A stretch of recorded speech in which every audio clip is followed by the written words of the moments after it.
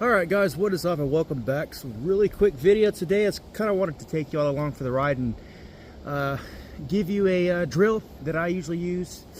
And what this is specifically set up for is just helping the shooter learn their reticle. This is how I do it. Now every reticle is going to be different. Every gun that you're going to use is going to be different. So it's good to practice this with all of your different rifles, knowing your holds for the specific ammo that you're going to be choosing. So essentially what I'll do is I will just take basically 100-ish yard increments and push it out, and then I can scoot forward or back 25, 50 yards, whatever.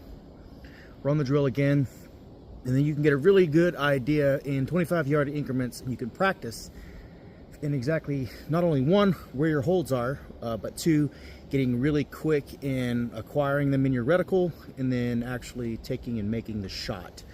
So I've got the target set up at 234 all the way out to 608.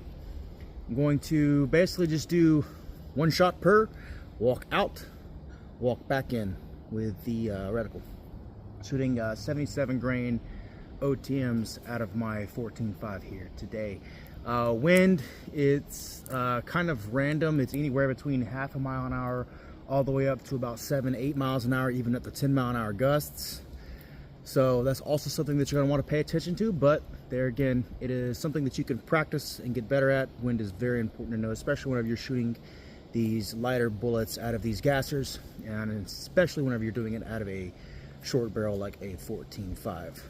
So without further ado, let's go ahead and get it done. All right, also it's worth mentioning that you do want to time yourself on this. Just kind of map your progress, I guess, see how much faster you're getting. A lot of times, a lot of the things that you do are going to be really important to do them with the shot timer. It's going to help you as a shooter improve. I highly suggest that you guys pick one of these up if you don't have one already and run it. This one's set on a delay, so as soon as that timer goes off, I will start the drill. The gun starts loaded, ready to go, weapon on safe. As soon as the beep goes off, engage out and then back in.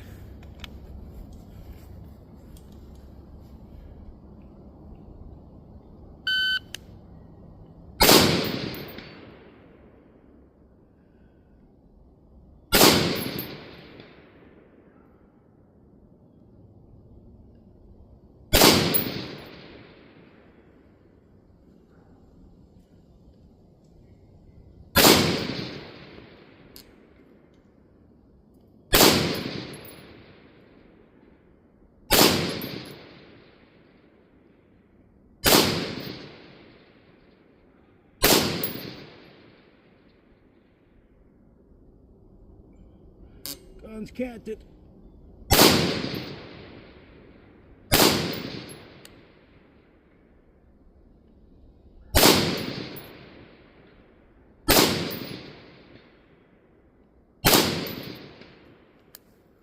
All right, got that in about 51:21. That's 4, 5, 6, 7, 8, 9, 10, 11 shots.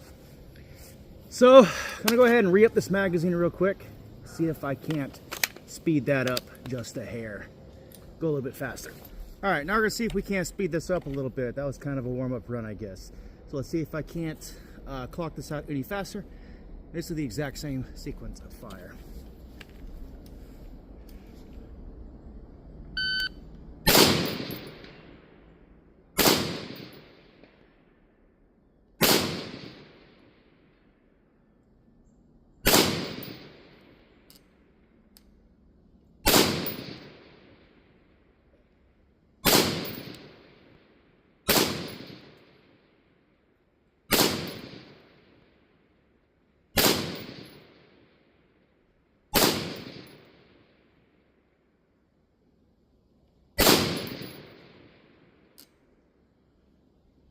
Oh, wrong hold, that's why. My bad.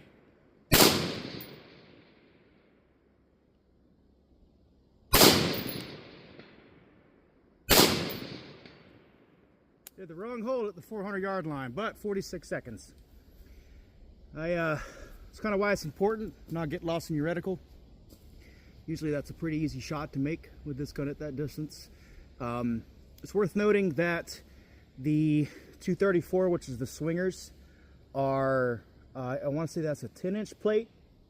And then the 304, 405, and 507 are all 66% IPSCs. And then they're Iron Maidens at the 530 and 608. All right, and now just to kind of have fun, so, you know, why not? To kind of take you guys. All right, now kind of just to have fun, you know, why not? Taking you guys along for the ride, kind of give you just a little bit of a glimpse into some of the little bit of training that I do on my own with these things. This is something I have not actually done with this gun yet, and that is going to be double taps at distance. It's something that I usually find that's pretty fun to do. And I'm not quite sure how this one will work out because I don't have a brake. A lot of times you see them guys doing like bop real quick double taps at distance. They've got a muzzle brake on the front of it, and it is basically getting rid of the recoil for the gun. I've got a flash hider because this thing is more designed to be a fighting rifle instead of a competition rig. But I'm going to do each distance.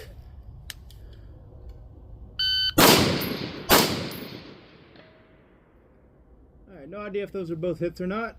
You'll be able to see it on the spotting camera. I did not hear the first one, but 1.3 seconds. Alright, let's do 405 now. It's going to be 9 minutes.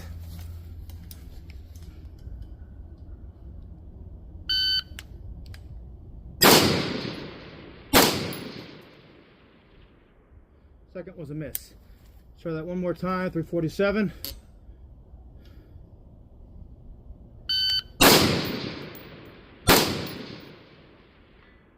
Both of those were hits. All right, let's go 507, 14. I'm gonna drop this thing a little bit because I am a little high on the front. All right, let's see how that does. All right, that's better. All right, 14 minutes.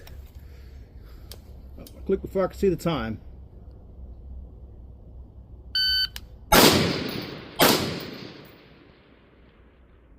I think both of those were hits. Look like one of them just barely hit the right edge. Now let's go 530. These will actually be a little bit easier because they're a bit bigger. That one was 1.88 for the double tap.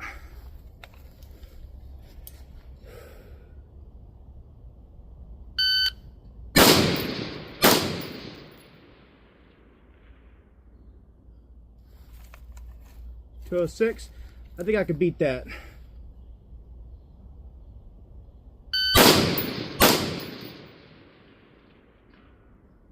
Sounded like I got both shots off before the report from the first one came back. 109 for that one. All right, 608, 20 MOA. Double tap, 608.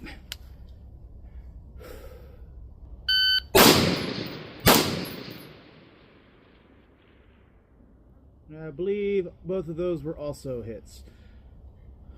All right, yep. Just a quick down and dirty range day. A little bit of dope. Like to do this, like to learn my reticle a little bit. It's worth noting that at distance, when I was doing the holds before, you'll see that a lot of times the groups will be a bit further apart, or the rounds will be living a bit further apart. Reason for that is the reticle in this being as it's an 8 power, there's a 2 MOA gap in between each hash mark, and a lot of these I am landing in between the hash mark on them. And generally I will just like do a rough estimate or rough guesstimation of the location moving from hold to hold, not necessarily doing a pinpoint point of aim, but more of an area point of aim on the target that I know is going to be an acceptable hit, so it won't group quite as tight as it actually could. So just kind of keeping that in mind whenever you're looking at the shots at distance for this. That's more or less just for the speed. Any kind of gas gun matches you do, it's not, you didn't hit dead center. It's if you connect, if you hit the steel, you're good to go, and more or less is what you're learning here. And then also combat shooting, it's going to be a similar thing. You're just trying to get hits because a lot of times it's a snapshot of whatever point of aim that you're actually able to get on a combatant downrange.